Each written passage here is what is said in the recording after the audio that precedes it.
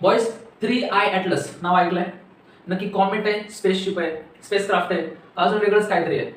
सध्या तरी फक्त मला एवढंच माहिती आहे की त्याला आपण एक नॉर्मल कॉमेट म्हणू शकत नाही. का? कारण त्याचं जे केमिकल कंपोजिशन आहे, त्याच्यामध्ये जे एलिमेंट आहेत ते पण आतापर्यंत आपल्याला डिटेक्ट झाले नाहीत, किंवा त्याचा जो पॅटर्न आहे किंवा त्याची जे ट्रॅजेक्टरी आहे, जो पाथ आहे, तो पण नॉर्मल पाथ तो फॉलो करत नाही, किंवा कधी कधी त्याचा स्पीड वाढतोय, कधी कधी त्याचा स्पीड कमी होतोय. त्याच्यामुळे आपण त्याला नॉर्मली कॉमेट म्हणू शकत नाही. सध्या तरी एवढं आहे. पण स्पेसशिप आहे 100%, किंवा एलियन्स आहे 100%, हे पण प्रूव्ह झालेलं नाहीये. आता त्याचा स्पीड हा अराउंड कोणत्या कोणत्या व्हिडिओमध्ये 2,10,000 किलोमीटर पर आवर सांगताय, कोण कोण 2,45,000 किलोमीटर पर आवर सांगताय.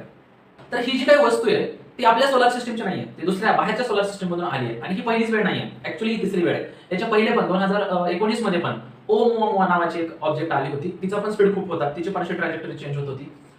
त्याच्याविषयी पण आपल्याला काही डिटेल्स मिळाले नाहीत की कसं काय या सगळ्या गोष्टी. आणि आता जी वस्तू आली आहे तिला आपण 3I ॲटलस असं नाव दिलंय. याच्याविषयी डिटेल्स आपल्याकडे नाहीये. तर ज्या पण अफवा पसरतायत त्याच्यावरती बिलकुल विश्वास ठेवू नका. ज्यावेळेस ऑफिशियल नासा किंवा इस्रो याकडून ज्यावेळेस इन्फॉर्मेशन येईल त्या गोष्टीवरतीच विश्वास ठेवा.